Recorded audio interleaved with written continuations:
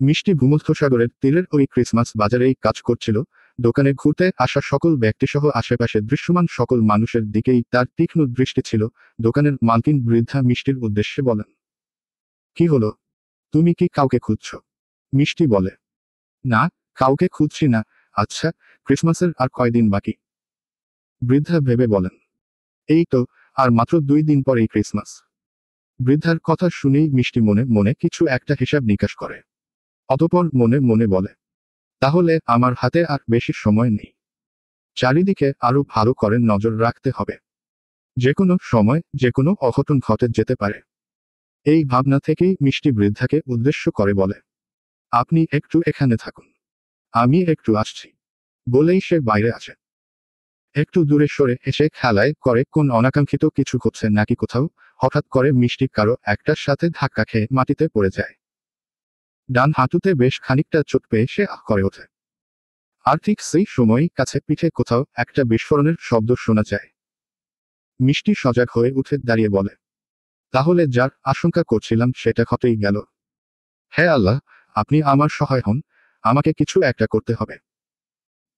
ইয়াসিন এলিসকে ক্যাবে নিয়ে তার বাসার সামনে নামিয়ে দিয়ে বলে, আপনার বাসায় এসে গেছি, এখন আপনি নামতে পারেন। আইলিস ঘড়ির দিকে তাকিয়ে বলে, কিন্তু আমি তো তোমার ক্যাব 3 ঘন্টার জন্য বুক করেছিলাম। আর 3 ঘন্টা হতে এখনো 5 মিনিট বাকি আছে।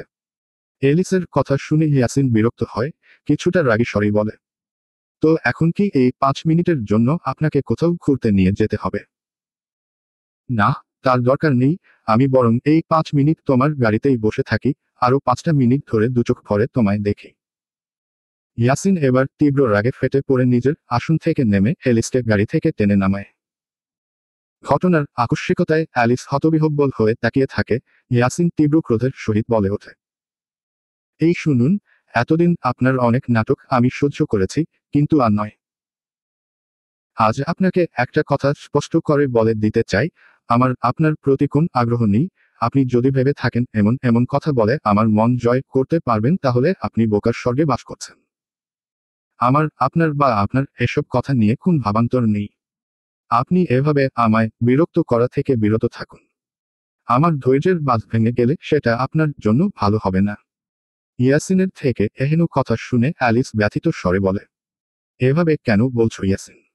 আমাকে কি তোমার সত্যি একটুও ভালো লাগে না? কেন, আমি কি দেখতে অসুন্দর? আমার মধ্যে কি ভালো লাগার মতো কোন কিছু নেই? আমাকে কি একটুও ভালোবাসা যায় না? না, যায় না। হতে পারে আপনি সুন্দরী, হতে পারে আপনি গুণবতী, কিন্তু আপনার আর আমার মধ্যে কোন কিছু হওয়া সম্ভব নয়। আর তাই আমি আপনাকে আজ শেষবারের মতো বললাম, এরপর থেকে আমার সাথে দূরত্ব বজায় রেখে চলবেন। এলিসের চোখে জল চলে আসে, সে হাতের উল্টো পিঠে চোখের জলটুকু মুছে নিয়ে বলে, বেশ, আমি এখন থেকে তোমার থেকে দূরত্ব বজায় রেখে চলব। এতেই যদি তুমি সুখী হও তাহলে তাই হবে। আমি আর তোমার ত্রিসীমানাতেও আসব না। তবে একটা কথা জেনে রেখো, নিজের শেষ নিঃশ্বাস অবধি আমি শুধু তোমাকে আর তোমাকেই ভালোবেসে যাব। আমার এই ভালোবাসা মিথ্যা নয়। একদিন তুমিও সেটা উপলব্ধি করবে দেখো। বলেই সে কাঁদতে কাঁদতে নিজের রুমের দিকে দৌড় দেয়। ইয়াসিন সেখানেই দাঁড়িয়ে একটা দীর্ঘশ্বাস ফেলে অতঃপর নিজের গাড়ি চালিয়ে রওনা দেয় বাড়ির দিকে। মার্সেইয়ের ক্রিসমাস বাজারে আজ বেশ হট্টগোল লেগে গেছে। যতদূর জানা গেছে, বিস্ফোরণটা বেশ লঘু মাত্রার ছিল এবং এতে তেমন কোন ক্ষয়ক্ষতি হয়নি, তবে এই ঘটনাতে অনেক মানুষ আতঙ্কগ্রস্ত হয়ে পড়েছে। বেশ কয়েকজন সামান্য আঘাতপ্রাপ্ত হয়েছে। পুলিশের একটা টিম ঘটনার তদন্তে সেখানে উপস্থিত হয়েছে। তাদের মধ্যে ইমানুয়েল পলো ছিল। দূর থেকে ইমানুয়েল পলোকে দেখতে পায় মিষ্টি।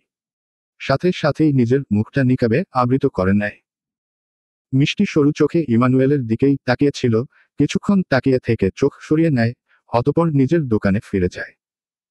সেখানে ওই বৃদ্ধা মহিলা মিষ্টিকে দেখে বলেন, তুমি ঠিক আছো তো? শুনলাম বাজারে নাকি একটা বিস্ফোরণ ঘটেছে। আমি তো ভয় পেয়ে গেছিলাম। তার মধ্যে আবার তোমাকে কোথাও না দেখতে পেয়ে আমার ভয় আরো বেড়ে গেছিল। আচ্ছা, কে বা কারা এই ঘটনাটা ঘটালো? মিষ্টি তাকে আশ্বস্ত করে বলে, আমি একদম ঠিক আছি। পুলিশ এসেছে ঘটনার তদন্ত করতে।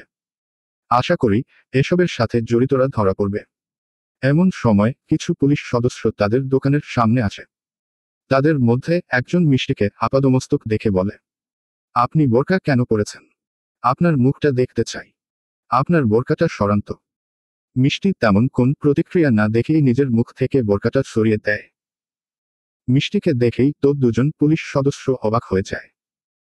তারা কিছু বলতে যাবে এমন সময় বাজারের মধ্যে আরো কিছু বিস্ফোরণের শব্দ শোনা যায়। সকলেই সজাগ হয়ে ওঠে। মানুষ এলোপাতাড়ি দৌড়াতে শুরু করে। মিষ্টি সাবধানে বৃদ্ধাকে আঁকড়ে ধরে বলে, আপনি আমার সাথে আসুন। আপনাকে নিরাপদ স্থানে পৌঁছে দিয়ে আসি। বলেই সে বৃদ্ধাকে নিয়ে রওনা দেয়। এদিকে মার্সেই বাজারে পরিস্থিতি ভয়াবহ হয়ে ওঠে। বিভিন্ন স্থানে হঠাৎই বিস্ফোরণ ঘটছিল। পুলিশি নিরাপত্তা সত্ত্বেও সকলের চোখ এড়িয়ে এ ধরনের ঘটনা ঘটছিল। কে বা কারা রয়েছে পেছনে সে নিয়ে কোন তথ্য পাওয়া যায় না। ইমানুয়েল পল একজন সন্দেহভাজন ব্যক্তিকে আটক করেছে। এই লোকটাকে গত কয়েকদিন থেকে বাজারের চারপাশে ঘুরঘুর করতে দেখা গেছে। ইমানুয়েল পল এই মুহূর্তে তাকে সরাসরি প্রশ্ন করে, বলুন, আপনি কি এসবের সাথে কোনভাবে জড়িত? মিথ্যা বলার চেষ্টা করবেন না, না হলে আপনার বিপদ বাড়বে। আফ্রিকান বংশোদ্ভূত কৃষ্ণাঙ্গ ওই ব্যক্তিটি মুখ খোলে না, যা ইমানুয়েল পলকে আরো রাগিয়ে দেয়। সে ওই ব্যক্তিটিকে সজোরে একটা থাপ্পড় মেরে তারা চিহ্নরে বলে, ভালো চাইলে মুখ খোল, না হলে তোর বিপদ বাড়বে। এতক্ষণে লোকটা মুখ খুলে বলে, বিপদ আমার নয়, বিপদ হবে তোদের। এই মার্সেই শহর, ফ্রান্স, এই গোটা পৃথিবী সব শহর ধ্বংস হয়ে যাবে। কিচ্ছু টিকে থাকবে না। তোরা কিচ্ছু করতে পারবি না, কিচ্ছু না। তবে রে, তোর এত বড় সাহস! ইমানুয়েল পল আর কিছু বলতে যাবে এমন সময় হঠাৎ করে বাজারে কিছু বন্দুকধারী ব্যক্তি প্রবেশ করে। তারা এলোপাতাড়ি গুলি করতে শুরু করে। সবটা এতটাই তাড়াতাড়ি ঘটে যায় যে কেউ কিছু বুঝে ওঠার আগেই অনেকে প্রাণ হারায়। ইমানুয়েল পলের দিকেও কেউ একটা গুলি ছুঁড়ে মারলে, তবে সঠিক সময়ে মিষ্টি এসে পলকে ধাক্কা দিয়ে রক্ষা করে। অতঃপর তাকে উদ্দেশ্য করে বলে, আপনি ঠিক আছেন তো রাফসান? মিষ্টির মুখে নিজের আসল নাম শুনে রাফসান হতবাক হয়ে যায়। মিষ্টি রহস্যময়ী একটা চাহনি দিয়ে বলে, এখনই এতটা অবাক হবেন না, এখনো অনেক অবাক হওয়া বাকি আছে আপনার। চলবে। পরবর্তী পর্ব পেতে চ্যানেলটি সাবস্ক্রাইবও করুন।